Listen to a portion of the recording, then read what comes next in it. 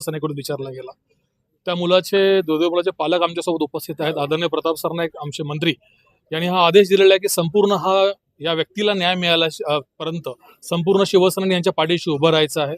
आता जे आम्ही काही मुद्दे मांडले होते की ते पूर्ण गोपीनाथ मुंडे हे स्पोर्ट्स कॉम्प्लेक्स नक्की चालवतो कोण, राजकीय कोणत्या याचा दबाव त्या पाठीमागे आहे, त्या दालनामध्ये बसून हा कंट्रोल कोण करतं, संपूर्ण सीसीटीव्ही कॅमेरे म्हणा, तिथले पुरावे म्हणा, हे सगळे तपासावे। कारण जोपर्यंत तुम्ही त्या राजकीय दबावाचा खुलासा करत नाही तोपर्यंत त्या विषयाला न्याय मिळणार नाहीये। आज ही व्यक्ती एक वडील म्हणून आपल्या गेलेल्या मुलाचा दुःख करत करत इतर कोणावरती घटना घडू नये, कारण शेवटी ते तरण तलाव म्हटलं तर दुनियावरची मुलं तिकडे पोहायला येतात।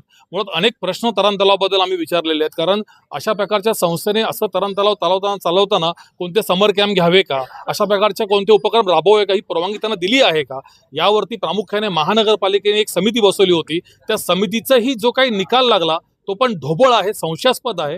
मी तर शिवसेनेच्या वतीने आपल्या सर्व वाहिनींच्या वतीने सीपी साहेबांना पुन्हा एकदा विनंती करतो की महानगरपालिकेवरती देखील, त्या अधिकाऱ्यांवरती देखील आपण कारवाई करावी, कारण अशा प्रकारचे खोटे आरोप त्यांनी त्या मुलावरती लावलेले आहेत। अक्षरशः त्या मुलाचा दोष आहे असं त्या ठिकाणी त्यांनी नकळतपणे सांगितलेलं, ही गोष्ट फार दुर्दैवी आहे। या ठिकाणी मला सांगायची वाटते, एक मृत त्या ठिकाणी होतं, एक व्यक्ती मरते आणि तुम्ही त्या व्यक्तीच्या टाळूवरचं लोणी खाताय आणि आपले राजकीय धाबे दणवताय, हे खरंच निर्लज्जास्पद आहे। या ठिकाणी मी नमूद करू सांगतो।